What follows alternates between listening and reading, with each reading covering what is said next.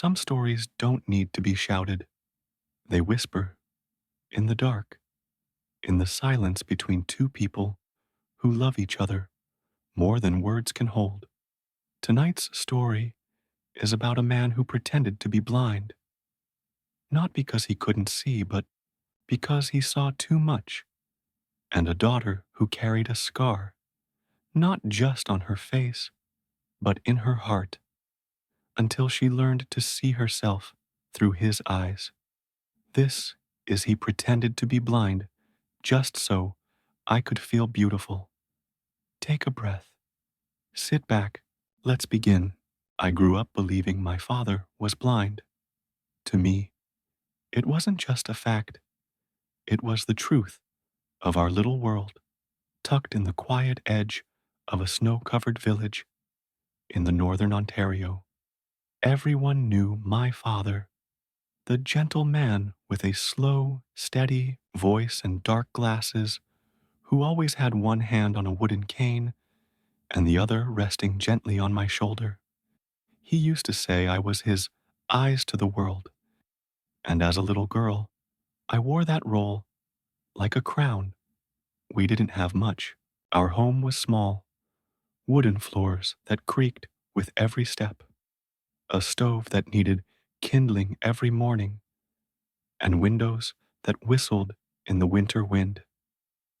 But inside, it was warm, not because of the fire, but because of my father. He did everything by touch. He'd feel the edges of my drawings and tell me what he imagined they looked like. "This one's a cat, right?" he'd say, running his fingers across the paper. It wasn't. It was a tree. But I'd laugh and say, "Close enough." When I was 4, I asked him, "Do you know what I look like?" He smiled, that peaceful smile that never wavered.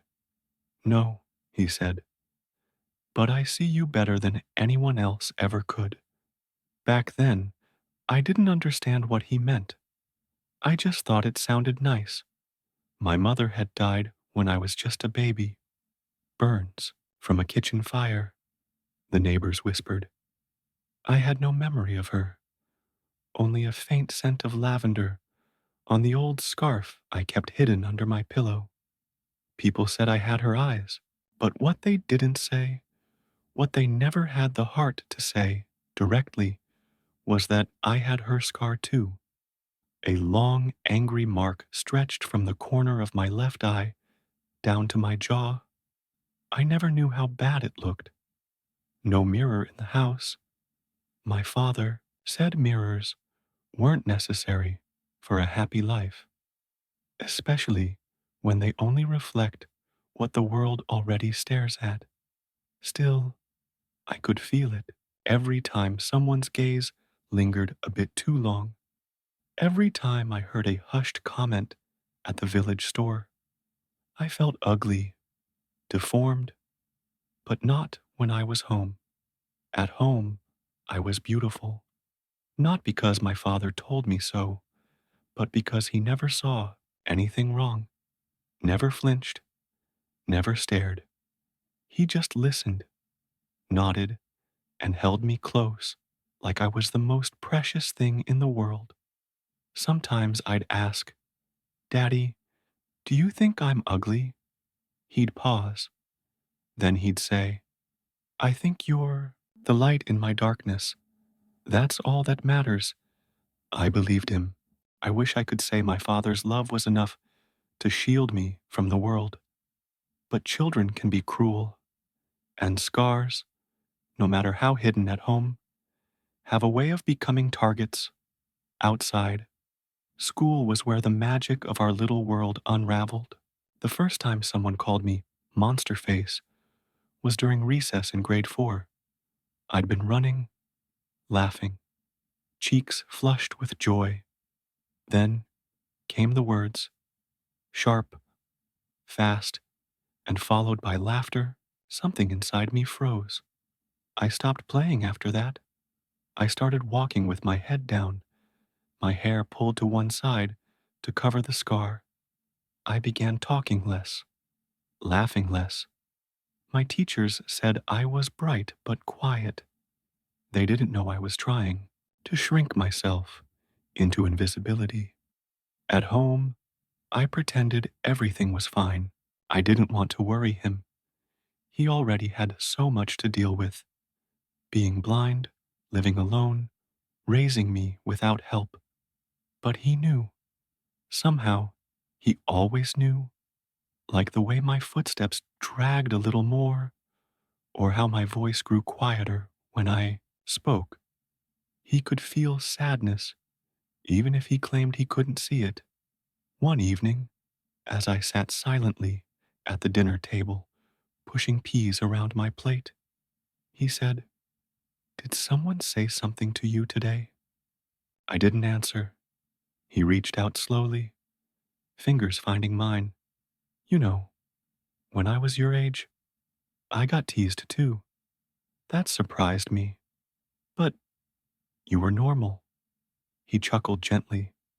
"Normal's just a setting on the dryer." I smiled despite myself. Then I whispered, "Do you ever wish you could see? Just for a moment?" He thought for a while, then said, "Only when I hear you cry." That was the first time I cried in front of him. Not the silent kind in bed at night, but the loud, shaking kind, right there at the kitchen table. I remember shouting, "Why can't you just see me? Why can't someone just tell me I'm not disgusting?" And then, without warning, I ran to the bathroom, locked the door, and stood in front of the mirror we barely used. I looked at myself, really looked. The scar was long, twisted, red against pale skin. It looked like pain, like something that didn't belong to a child. I opened the medicine cabinet, pulled out my father's old shaving razor. I don't know what I was thinking.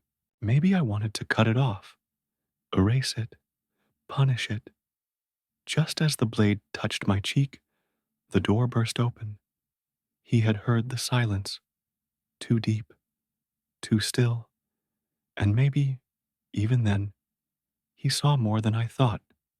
My father had kicked it in. He didn't say anything, just grabbed my wrist, gently but firmly, and took the razor from my hand. Then he did something I'd never seen before. He cried. I would give my eyes, both of them, just to take that pain away. He whispered, "But I can't, so you'll have to borrow mine. And in my eyes, you're beautiful, every inch of you." We sat on the floor like that for a long time, me in his arms, him rocking me slowly. That night, he said something that stayed with me forever. Don't ever let the world convince you that a scar is something to be ashamed of. It just means you survived. By the time I turned 17, I had learned how to wear silence like armor. The kids at school still stared, still whispered, but I had grown used to the weight of it. I no longer flinched at every glance. Instead, I focused on books, on grades, on getting out. And I did. I got accepted into a university in Toronto, a full scholarship. It felt like a dream I didn't quite believe belonged to me. The letter came in a yellow envelope. I opened it on the front porch, hands shaking, and read the words out loud while my father listened from the rocking chair. "You did it," he said softly. "I always knew you would." I don't know what I expected from him. Cheers, tears, something dramatic. But true to his nature, he just smiled, tilted his head toward the sky, and let the wind carry the silence between us.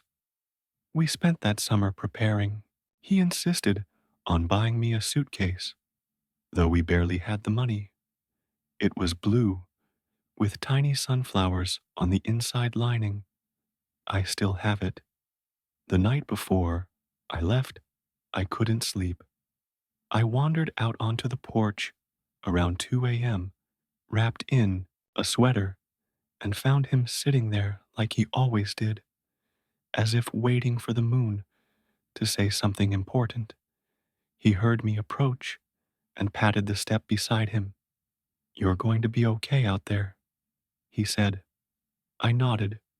He added, "Don't let anyone dim your light just because they don't know how to shine." That was the kind of thing he said often. Little riddles, wrapped in wisdom. But this one felt heavier. "You'll be alone," I whispered. "I've been on my own a lot, sure, but never felt alone. Not with you around." I wanted to say something back, something meaningful, but my throat tightened, and all I could do was lean into him. The next morning came too quickly. As the taxi pulled up on the gravel road, I hugged him tight, tighter than I ever had before. I could feel his heart, steady and calm, like it always had been. He held me for a long time, then placed his hand gently on my cheek, right where the scar began. "You have your mother's strength," he said, "but your own fire. Don't forget that." I got into the car. As we pulled away, I looked back. There he stood, one hand holding his cane, the other raised in a slow wave, his face tilted toward the sun. He stood there, face tilted toward the sun, like he was watching it rise. I never realized then that he had spent years choosing darkness so I could grow into light. And for a moment, just a fleeting second, I thought I saw something in his expression, something I couldn't name, like he wasn't blind at all, like he was watching me leave. But the thought passed, because of course, he was blind. He'd always been blind, right? Some nights, I'd open my phone to call him, and then put it back down. I told myself he'd understand, but deep down, I think I was afraid. Afraid his voice might remind me of the part of myself I was trying to forget. Toronto was loud, always moving, always talking. Nobody looked at anyone for more than a second, and for the first time in my life, that was a relief. No one stared at my scar. In that sprawling city of coffee shops, subway stations, and crowded sidewalks, I was just another face in the blur, just another student clutching books, trying to make it to class on time. And I loved it. I didn't realize how much of myself I had buried back in that village until I stepped into the city and felt the weight lift. It was intoxicating, freeing, like I could finally breathe. I made friends, real ones, people who didn't care about my past or my face. They called me smart, funny, ambitious. They didn't say brave, and I was grateful for that. I didn't want to be brave anymore. I just wanted to be normal. I got my first part-time job at a bookstore, my first kiss in a rainy park, my first heartbreak over coffee and cold silence, and my father became a quieter presence. I still called. At first, every week, then every two, then once a month maybe. Always short conversations. "How's school?" "Busy." "Are you eating well?" "Yeah, I'm fine." "You sound tired." "Just exams, Dad." He never asked for more, never guilted me for drifting, just listened, just let me go. There were times I thought about visiting, especially during holidays, but there was always something, a paper due, a work shift I couldn't skip, a friend's invitation I couldn't turn down. And maybe, if I'm honest, I didn't want to go back. That village still held the echoes of old whispers, old wounds. I was becoming someone new here, someone whole. The scar didn't define me anymore, and I didn't want to be reminded that it once did. But some nights, when the city lights flickered outside my apartment window and everything was quiet, I would think of him, sitting alone on the porch, Kane resting beside him, listening to the wind like it had something sacred to say. I'd think about how he never saw the world and wonder how I could be seeing so much and still miss him so completely. It was a Wednesday. I remember because I had just spilled coffee on a research paper and cursed loud enough to make everyone in the library glare at me. My phone buzzed in my coat pocket, vibrating against the silence. I almost ignored it, but something, maybe instinct, maybe guilt, made me pick up. Hello? The voice on the other end was unfamiliar, soft, aged, a woman. Is this Claire? Yes, I'm Mrs. Levine, your father's neighbor. I, I think you should come home, dear. My stomach dropped. She didn't need to say more, but she did anyway.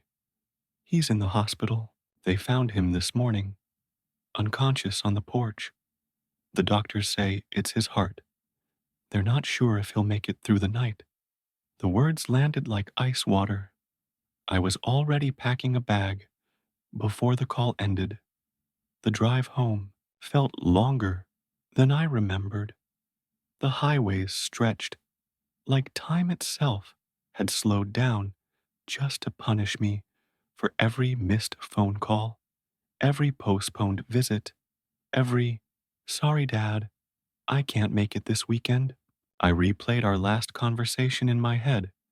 He'd asked me if I was warm enough. I said yes. He'd asked if I was eating. I said, I'm fine. He said, I miss your voice. I told him, I'll call you soon. I never did. The hospital smelled like antiseptic and something else, something hollow. When I reached the ICU, the nurse at the desk didn't need to ask who I was. He's been asking for you, she said softly. He can't speak much, but he's awake. Room 217. I'll never forget it. He looked so small in that bed, smaller than I'd ever seen him. The man who once carried firewood, blindfolded, who could tell when I was crying without hearing a sound, was now hooked up to machines that beeped like they were ticking away his final hours. Dad? I said, voice barely a whisper.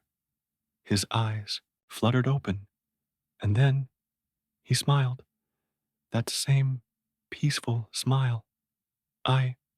I'm here, I choked out, taking his hand. He squeezed it, weak but certain. Then, in a breath that sounded like the wind he used to listen to, he said, I saw you grow so beautiful.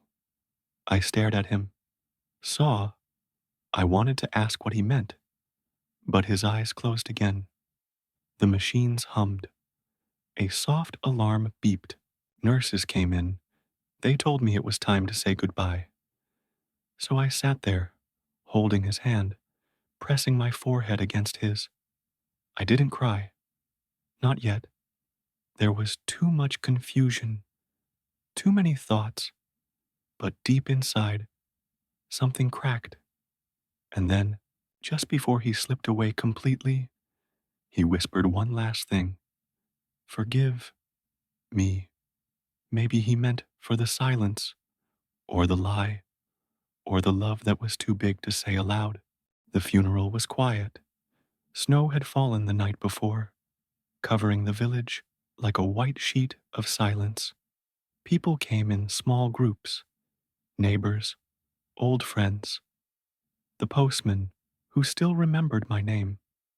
They offered condolences in whispers and awkward hugs, but I didn't hear much. My mind was still back in that hospital room, clinging to his final words. I saw you, and worse. Forgive me. What did he mean? He had always been blind. Always. The dark glasses, the cane, the way he counted his steps from the porch to the road. He couldn't have seen me. He couldn't have watched me grow, right? Dr. Gusser, after the service, I went back to the house. It looked smaller than I remembered, colder, dusty in places he couldn't reach. A cup still sat by the window, half filled with rainwater. His cane leaned in the corner like it was still waiting to be held. I wandered aimlessly for a while, touched the walls, ran my fingers over old picture frames. Everything felt distant, like I was walking through someone else's life. Then I found the envelope. It was sitting on the kitchen table with my name on it, just Claire, written in his handwriting. Inside, there was only one line. There are things you deserve to know. Ask Dr. Patel. That name hit me like a bell.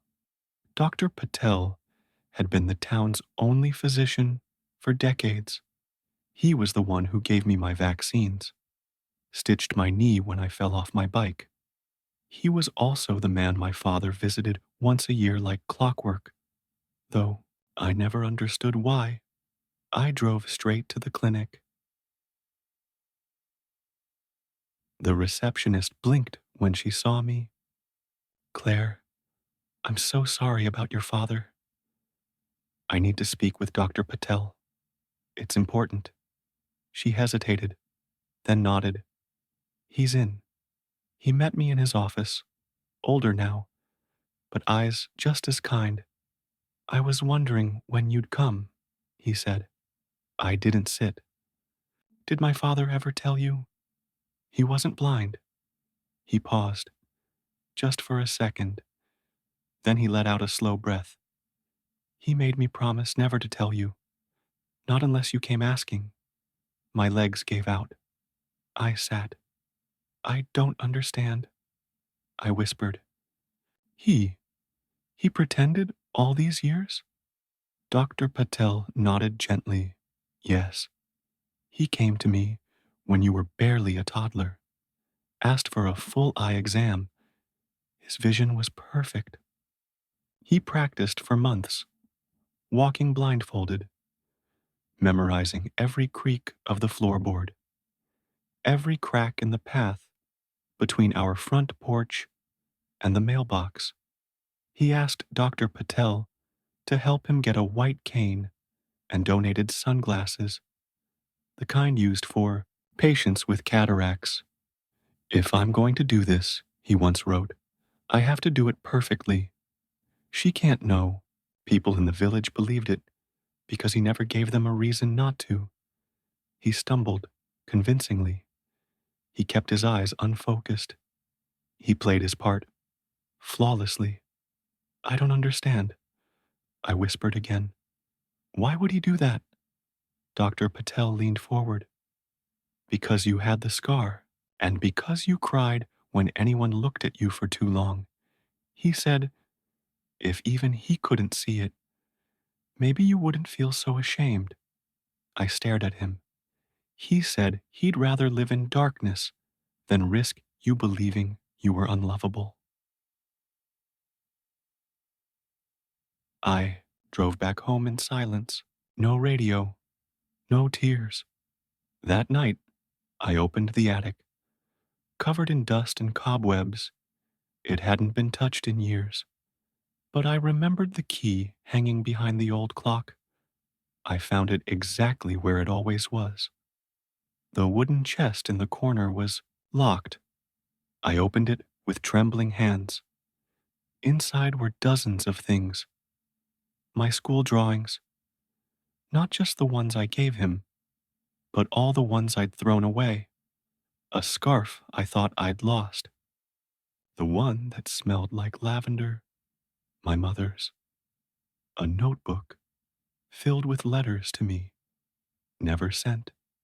And then I found it, a mirror, not a fancy one, just a small, square, wooden framed mirror. It was old, with tiny fingerprints on the edge. Maybe his, maybe mine, maybe both, from long ago, when we both looked at the world without truly seeing. Taped to the back was a note in his handwriting. For the day you no longer need my eyes. That's when I broke. Not with screams. Not with sobs. Just silence. The kind that hurts more than any noise ever could. I spent the entire night reading, letter after letter, his handwriting messy in places, neat in others. Some were short, just a few lines scribbled on torn notebook paper. Others spanned pages, stories of his day, memories of mine, thoughts he never dared to say aloud. Today, you lost your first tooth. You didn't cry. You were braver than I was. You looked at yourself in the window today and turned away. I wanted to smash that glass so you'd never have to see it again. I watched you walk across the school stage. I wanted to shout your name, but blind men don't see graduation ceremonies. So I clapped in silence. Each letter carved a deeper ache in my chest. But alongside the pain, something else began to grow. Understanding. He wasn't pretending because he pitied me. He pretended because he loved me. Fiercely, selflessly. He gave up the joy of seeing my face, just so I could learn to believe I was more than it. The mirror sat on the floor beside me. I hadn't looked in it yet. Not really. I had spent most of my life either hiding from reflections or trying to prove I didn't care. But now it felt different. Slowly, I turned it around. What stared back at me wasn't a scar. It was a woman, tired, grieving, but strong. For the first time, I didn't flinch. The scar was still there, still red, still long, but so were my eyes, my mother's eyes.